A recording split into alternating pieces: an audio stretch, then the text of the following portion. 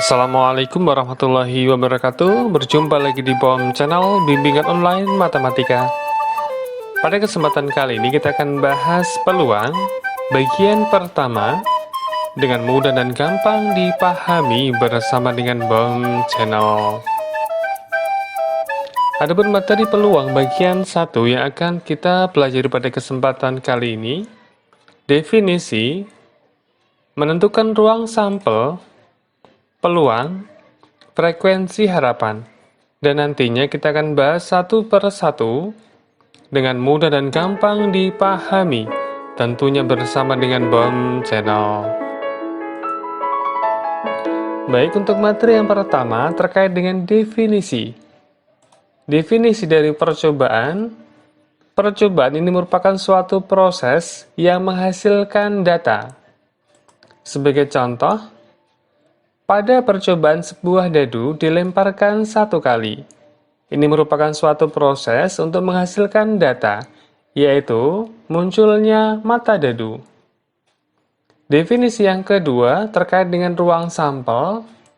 Ruang sampel ini merupakan suatu himpunan dari semua hasil yang mungkin muncul pada suatu percobaan. Perhatikan, ruang sampel jika kita melemparkan sebuah dadu, yaitu 1, 2, 3, 4, 5, 6. Ini merupakan suatu himpunan di mana banyaknya adalah 6. Selanjutnya, titik sampel. Titik sampel ini merupakan anggota-anggota dari ruang sampel. Tentunya, titik sampel pada percobaan melempar sebuah dadu adalah 1, 2, 3, 4, 5, atau 6.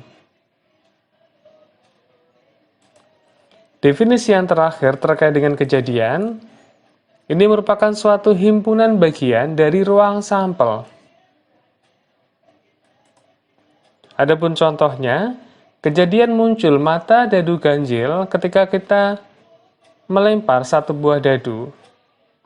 Dari 1, 2, 3, 4, 5, 6 ini kita akan pilih, kita akan ambil mata dadu yang ganjil. 1, 3, 5. Ini merupakan suatu himpunan. Contoh yang kedua, kejadian muncul mata dadu genap. Tentunya 2, 4, 6. Selanjutnya materi kedua, kita akan menentukan ruang sampel dari beberapa percobaan. Percobaan yang pertama, satu koin dilemparkan satu kali. Berapakah ruang sampelnya? Ingat, satu koin, muka, angka, gambar. Artinya, ruang sampel satu koin adalah angka, gambar. Di mana banyaknya ruang sampel 1, 2. Titik sampel tentunya anggota dari ruang sampel, angka, gambar. Percobaan yang kedua, 2 koin dilemparkan bersamaan. Berapakah ruang sampelnya? Cara yang pertama dengan menggunakan tabel, koin 1, koin 2 dilemparkan bersamaan, maka muncullah angka-angka. Angka gambar, gambar angka, gambar gambar. 1, 2, 3, 4. Adapun cara yang kedua menggunakan pohon faktor. Koin yang pertama angka gambar, koin yang kedua angka gambar angka gambar. Angka-angka, angka gambar, gambar angka, gambar gambar. Sehingga ruang sampelnya adalah 1, 2, 3, 4. Banyaknya ruang sampel sama dengan 4.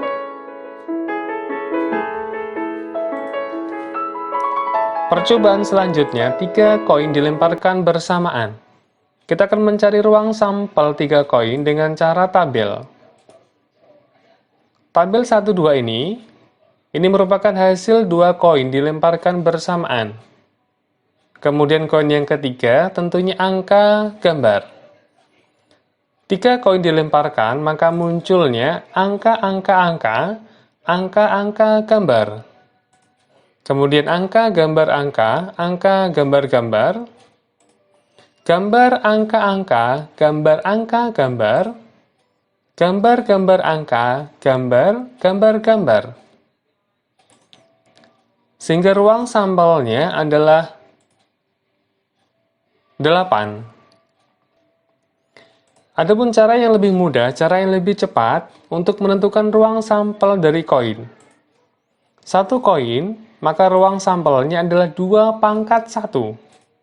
2. 2 koin, 2 pangkat 2, ruang sampelnya 4. 3 koin, 2 pangkat 3, ruang sampelnya 8. 4 koin, tentunya 2 pangkat 4, sehingga ruang sampelnya sama dengan 16. Sangat mudah bukan? Percobaan berikutnya terkait dengan dadu. 2 dadu dilemparkan bersamaan. Berapakah ruang sampelnya? Kita akan mencari ruang sampel dengan cara tabel. Dadu yang pertama, 6 mata dadu. Dadu yang kedua, 6 mata dadu. Sehingga ketika 2 dadu dilemparkan, maka ruang sampelnya adalah 36. Baik, untuk materi selanjutnya, materi ketiga, peluang kejadian. Jika A adalah suatu kejadian dan S adalah ruang sampel, maka peluang kejadian A didefinisikan sebagai PA sama dengan NA per NS. Di mana NA ini merupakan banyak kejadian A yang diminta, kemudian NS merupakan banyak ruang sampel. Adapun nilai peluang di antara sama dengan 0 dan 1. Jika peluang sama dengan 0 artinya kejadiannya mustahil terjadi. Tetapi jika peluangnya sama dengan 1, artinya kejadiannya pasti terjadi. Berikutnya kita akan latihan soal terkait dengan peluang kejadian. Latihan soal yang pertama. 3 koin dilemparkan bersamaan, peluang munculnya 2 angka 1 gambar adalah, perhatikanlah langkah-langkah pengerjaannya.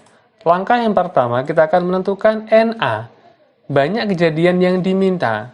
Yang diminta adalah 2 angka 1 gambar, yaitu angka-angka gambar, angka, gambar angka, gambar angka-angka. 2 angka, 1 gambar. Di mana NA banyak kejadiannya adalah 3. Langkah yang kedua, kita akan menentukan NS, banyaknya ruang sampel 3 koin. Ingat, 3 koin, 2 pangkat 3, sama dengan 8. Sehingga peluang munculnya 2 angka 1 gambar adalah 3 per 8. Sangat mudah, bukan? Latihan soal yang kedua terkait dengan koin. 3 koin dilemparkan bersamaan. Peluang munculnya minimal 1 gambar. Baik, langkahnya sama, kita akan menentukan NA. Banyak kejadian A yang diminta minimal 1 gambar. Yaitu gambar angka-angka. Angka gambar angka. Angka-angka gambar. Berikutnya, gambar-gambar angka, angka gambar-gambar. Gambarnya 1, gambarnya 2, kemudian yang terakhir adalah gambar, gambar-gambar, gambarnya 3. Sehingga NA di sini sama dengan 6. 1, 2, 3, 4, 5, 6. Langkah yang kedua, NS, banyak ruang sampel 3 koin, 2 pangkat 3 sama dengan 8. Sehingga peluang di sini adalah 6 per 8. Latihan soal berikutnya terkait dengan dadu. 1 dadu dilempar, peluang munculnya mata dadu ganjil. Langkahnya sama, kita akan menentukan NA, banyak kejadian A yang diminta adalah ganjil. 1, 3, 5. Sehingga NA di sini sama dengan 3. Langkah yang kedua, NS, banyaknya ruang sampel satu dadu, yaitu 6. Sehingga peluang munculnya mata dadu ganjil adalah 3/6.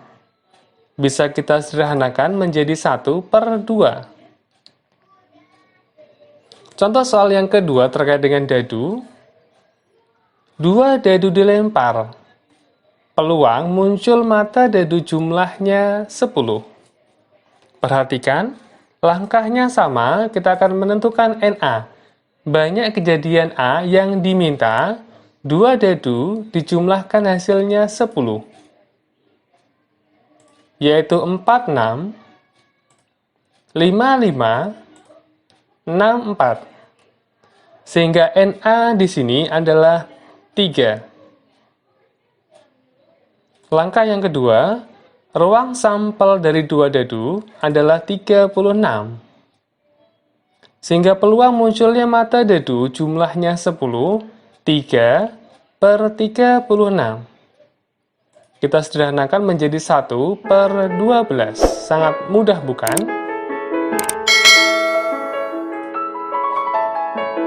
Latihan soal berikutnya terkait dengan kartu bridge. Silahkan diperhatikan soalnya. Sebuah kartu diambil secara acak. Peluang kejadian terambilnya kartu jack. Langkahnya sama. Langkah yang pertama kita akan menentukan NA. Banyak kejadian A yang diminta terambilnya kartu jack. Pada satu set kartu bridge, kartu jacknya ada 4. Ada 4 macam di situ. Hitamnya 2, merahnya 2. Kemudian langkah yang kedua, kita akan menentukan banyaknya ruang sampel pada satu set kartu. Satu set kartu ada 13 kalikan 4 macam. Sehingga ruang sampelnya 52. Sehingga peluang kejadian terambilnya kartu jack adalah 4/52. 1/13. Contoh soal kedua terkait dengan kartu. Sebuah kartu diambil secara acak. Peluang kejadian terambilnya kartu king berwarna merah. Langkah yang pertama, NA, banyak kejadian A yang diminta kartu king berwarna merah. Merahnya ada 2, 1, 2. Kemudian ruang sampel tentunya sama, 13 kalikan 4, 52. Sehingga peluang kejadian terambilnya kartu king berwarna merah 2/52. 1/26. Sangat mudah bukan?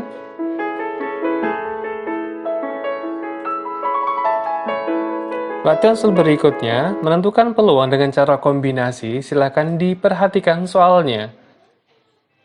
Sebuah kantong berisi 5 butir kelereng merah dan 4 butir kelereng hijau. Dari kantong tersebut akan diambil 2 kelereng sekaligus. Tentukan peluang terambilnya, keduanya berwarna merah. Ada sebuah kantong berisi 5 butir kelereng berwarna merah, 4 butir kelereng berwarna hijau, sehingga total kelerengnya ada 9 butir kelereng. Langkahnya sama, kita akan menentukan NA. Banyak kejadian A yang diminta adalah 2 kelereng berwarna merah. Tentunya diambil dari 5 butir kelereng merah. Sehingga kita akan gunakan kombinasi 2 dari 5. Diambil 2 dari 5 merah. Silakan direview kembali tentang kombinasi. 5 faktorial per 2 faktorial 5 min 2 faktorial. Kita akan selesaikan. Kita akan coret-coret sehingga hasilnya adalah 10. Kemudian langkah yang kedua, kita akan menentukan ruang sampel. Dari total 9 butir akan diambil 2. Artinya kombinasi 2 dari 9. Diambil 2 dari 9 butir kelereng. 9 faktorial per 2 faktorial 9 min 2 faktorial. Kita akan selesaikan coret-coret sehingga hasilnya 36. Na 10, Ns 36. Sehingga peluang terambilnya keduanya berwarna merah 10/36. Berikutnya pertanyaan kedua dengan soal yang sama. Tentukan peluang terambilnya bola berwarna merah hijau. Baik, kita akan selesaikan soal yang ke B ini. Langkahnya sama. Kita akan menentukan NB, banyak kejadian B yang diminta berwarna 1 merah, 1 hijau.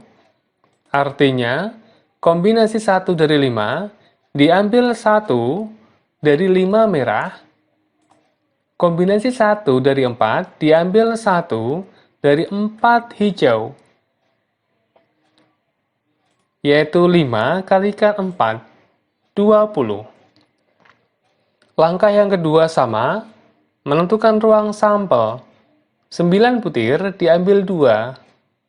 Kombinasi 2 dari 9 langkahnya sama dengan sebelumnya, sehingga ruang sampelnya di sini sama dengan 36. Artinya, peluang terambilnya bola berwarna merah hijau 20/36.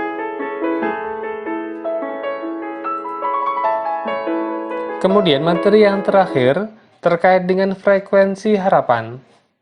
Frekuensi harapan ini merupakan suatu hasil kali peluang suatu kejadian dengan frekuensi atau banyaknya percobaan. FH sama dengan PA kalikan N.